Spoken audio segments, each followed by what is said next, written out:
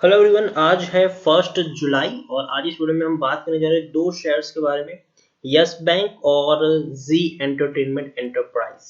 देखिए, दोनों शेयर्स के बारे में बात करना इसलिए जरूरी है क्योंकि दोनों ही शेयर्स अभी ट्रेंड में है।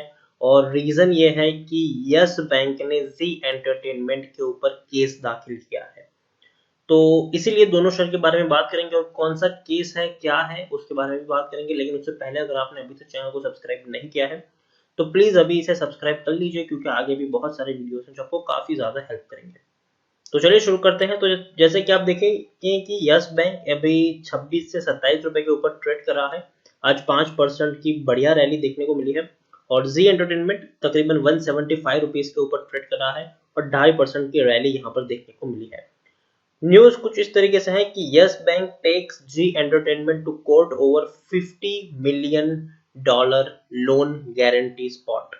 तो देखिए, जी एंटरटेनमेंट ने गारंटी ली थी और यस बैंक ने लोन दिया था जिसको $50 मिलियन का ये लोन है।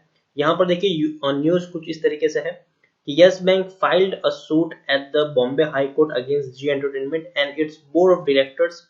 जी एंटरटेनमेंट और उनके जो बोर्ड ऑफ डायरेक्टर्स है उनके खिलाफ बॉम्बे हाई कोर्ट में केस दाखिल किया है। जिसमें जो बोर्ड ऑफ डायरेक्टर्स है including former Subhash Chandra as a well, जो एमडी और सीईओ है पुनीत गोनके, उनके खिलाफ।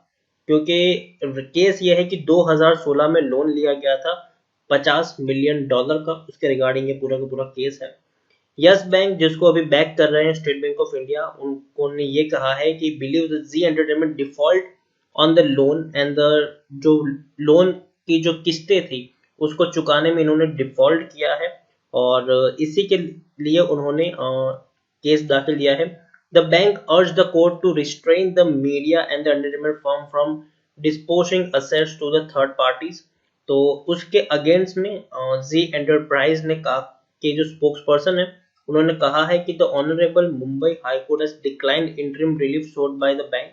तो देखिए, जो बैंक ने जो केस था उसमें जो रिलीफ थी उसको डिक्लाइन कर दिया गया, ऐसा जी एंटरटेनमेंट के जो स्पोक्स पर्सन है उन्होंने ये कहा है। लेकिन फिर भी $50 मिलियन का ये जो लोन है और उसमें या जी एंटरटेनमेंट एज अ गारंटेड है, तो वो चीज भी देखने वाली बात है। और दोनों ही केस में दोनों ही कंपनियों की जो हालत है वो कोई खास अच्छी नहीं दिखाई दे रही है। अगर सबसे पहले मैं आपको यस बैंक के बारे में बात करूं तो 5% की रैली जरूर है। लेकिन पिछले काफी वक्त से काफी ज्यादा दबाव में है ये। 30 रुपए के लेवल से कंटिन्यूस टूट रहा था, आज ही ये रैली देखने को मिली है अच्छी खासी। एक साल में भी अगर हम देखें तो पिछले एक साल में 75% की गिरावट है। 110 रुपए के लेवल से शायद टूटा है, बाउंस बैक किया था लेकिन मेंटेन नहीं कर पाया, वापस शायद टूट गया। 3 साल की अगर हम बात करें तो 3 साल में 90% की गिरावट है। 395 रुपए के लेवल से टूटता हुआ नीचे आया, बाउंस बैक किया, फिर गिरावट आई, फिर बाउंस बैक किया, फिर गिरावट आई, फिर बाउंस बैक किया, फिर गिरावट आई। 31,600 करोड़ से भी ज्यादा का इसका मार्केट कैप है। लार्ज कैप स्टॉक है ये। एनएससी में अगर हम बात करें तो तकरीबन 3.25 करोड़ के आसपास का इसका वॉल्यूम ट्रेड है। तो वॉल्यूम ट्रेड काफी ज्यादा है, काफी ज्यादा क्वांटिटी इसमें खरीदारी बिक वाली चल रही है। शेयर होल्डिंग में अगर आप देखेंगे तो हर कोई यहाँ पर बेचने का काम कर रहा है, चाहे वो प्रमोटर हो, एफआईएल्स हो, म्यूचुअल फंड हो या फिर इंश्योरेंस कंपनी हो, हर कोई एक बहुत बड़ी क्वांटिटीज बेच रहा है। प्रमोटर की जो 8.33% की होल्डिंग थी, आज वो 1.42% की ही रह चुकी है, वो भी एक ही क्वार्टर में। एफआईएस जो पहले 15% की होल्डिंग यहाँ पर रखते थे, आज उनके पास 2% से भी कम की होल्डिंग देखने को मिल रही है।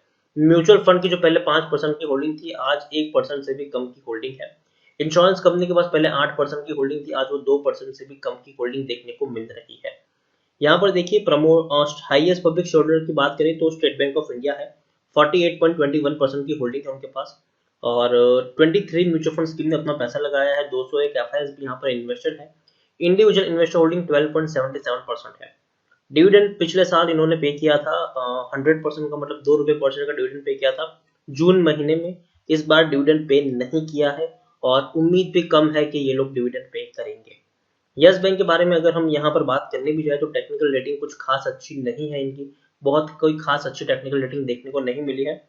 यहाँ पर हम देखें तो according to Moneycontrol user 80% लोग खरीदने की बात कर रहे हैं, 17% लोग बेचने की बात कर रहे हैं और 3% लोग होल्ड करने की बात यहाँ पर कर रहे हैं। बैंक जरूर स्टेट बैंक ऑफ इंडिया के अंडर में आने के बाद थोड़ा सा सुधार इसमें जरूर देखने को मिला है, लेकिन फिर भी अभी भी इनकी फाइनेंशियल कंडीशन जो है वो कुछ खास अच्छी नहीं है।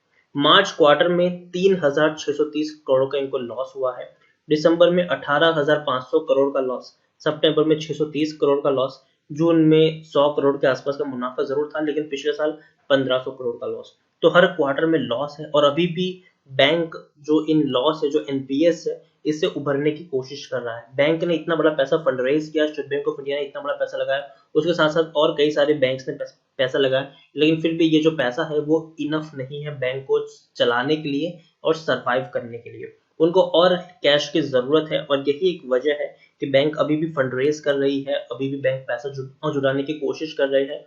तो मैं यही कहूंगा कि अभी भी उतनी स्ट्रांग पोजीशन में नहीं है, क्योंकि आप खुद देखिए कि हर कोई बिकवाली कर रहा है। मानता हूं कि बैंकों ने पैसा लगाया है, लेकिन बैंक ने पैसा लगाया है उसमें उनका खुद का भी स्वार्थ है, क्योंकि देखिए अगर कोई इतना बड़ा प्राइवेट बैंक अगर बर्बाद होता है तो कहीं ना कहीं एक नेगेटिव इंडिकेशन होता है बाकी बैंक्स के लिए कि लोग जो है अपना पैसा सेफ बैंक में महसूस नहीं करेंगे, अगर और लोग अपना जो पैसा है उसको निकालना शुरू कर देंगे। तो इसीलिए बाकी बैंक ने भी यहाँ पर पैसा लगाना शुरू किया, ताकि बैंकिंग सेक्टर को बचाने के लिए उन्होंने ये पैसा लगाया है। तो आप देखिए यहाँ पर हर कोई बिकवाली भी कर रहा है, प्रमोटर यहाँ पर खुद भाग गए हैं, एफआईज यहाँ पर खुद भाग गए, 31% की होल्डिंग आज 2% से भी कम देखने को मिली है। उसी तरीके से म्यूचुअल फंड भी पहले 9.29% की होल्डिंग थी, आज सिर्फ 0.56% की होल्डिंग है। इंश्योरेंस कंपनी 9% की होल्डिंग थी, आज वो 2% से भी कम की होल्डिंग है।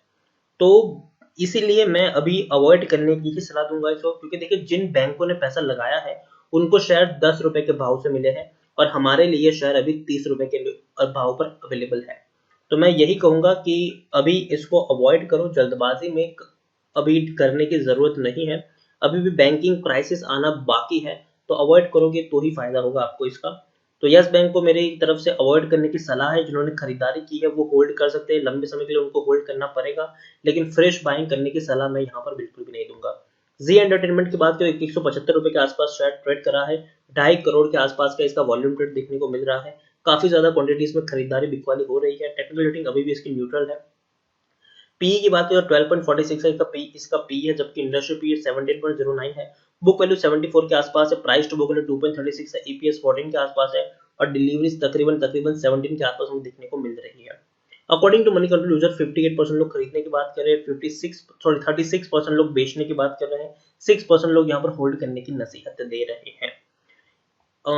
अगर हम बात करने जाए जी एंटरटेनमेंट के बारे में, तो देखिए एक चीज यहाँ पर है जिसको हमें समझना होगा, बिजनेस सुधर जरूर रहा है। मैं मानता हूं कि जो हालात अभी पैदा हुए कोविड की वजह से, हर कोई घर में है, हर कोई अभी टीवी चैनल्स पे काफी ज्यादा कंज्यूम कर रहा है। अगर हम बात करने जाए, लोग काफी ज्यादा टाइम स्पेंड कर रहे हैं, जो रेटिंग्स है वो भी इनकी बढ़ रही है। लेकिन एक चीज है जो सबसे ज्यादा जिसके ऊपर हमें ध्यान देना चाहिए, और वो है कि इनका जो कर्जा है वो बहुत ज्यादा है, इनके ऊपर कर्जा बहुत ज्यादा है, जी एंटरटेनमेंट के ऊपर कर्जा ज्यादा है, तो इसीलिए मैं अवॉइड करने की भी इसको सलाह दूंगा। और मुझे लगता है कि अभी भी शेयर में गिरावट आने की संभावना है, तो एक रीजन वो भी है। शेयर होल्डिंग की बात करें तो प्रमोटर यहाँ पर ऑलमोस्ट एग्जिट होने की कगार पर है, 38.20% की जो होल्डिंग थी आज वो 4.77% देखने को मिल रही है। तो प्रमोटर ऑलमोस्ट एग्जिट हो गए यहाँ से, वो चीज हमें यहाँ पर देखनी चाहिए। हालांकि एफआईएस ने बहुत बड़ी क्वांटिटी खरीदी है, 44.96% की जो होल्डिंग एफआईएस के पास पहले थी आज वो 68.27% देखने को मिल रही है। तो एफआईएस ने एक बहुत बड़ी होल्डिंग यहाँ पर बढ़ाई है, मतलब प्रमोटर ने जो होल्डिंग बेची वो एफआईएस ने यहाँ पर खरीदी है। उसके अगेंस्ट अगर हम देखें तो पहले इंश्योरेंस कंपनी के पास कुछ भी नहीं था, आज 1.42% की होल्डिंग है। म्यूचुअल फंड पहले 6.31% की होल्डिंग लेके बढ़े थे, आज 4.45% की होल्डिंग है, लेकिन तो म्यूचुअल फंड ने अपनी होल्डिंग को गिराया है। प्रमोटर्स और म्यूचुअल फंड दोनों ने अपनी होल्डिंग को गिराया है, जबकि इंश्योरेंस कंपनी और एफआईएस ने अपनी होल्डिंग को बढ़ाया है।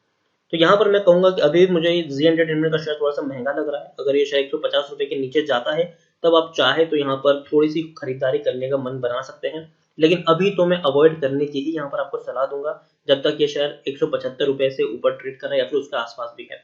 150 रुपए के आसपास अगर शेयर जाता है तब अगर आप चाहे तो छोटी सी क्वांटिटी एसआईपी मोड में खरीदारी करने का मन बना सकते हैं, लेकिन तब तक के लिए अवॉइड करने की सलाह है मेरी तरफ से। तो इसी के साथ वीडियो को एंड करूंगा। यस बैंक के बारे में और जी एंटरटेनमेंट के बारे में आपका क्या सोचना है वो आप मुझे कमेंट में लिखकर बता सकते हैं। वीडियो अगर आपको पसंद आया हो तो प्लीज़ इसे लाइक करें, शेयर करें। अगर आप चैनल पर पहली बार आए तो प्लीज़ सब्सक्राइब करें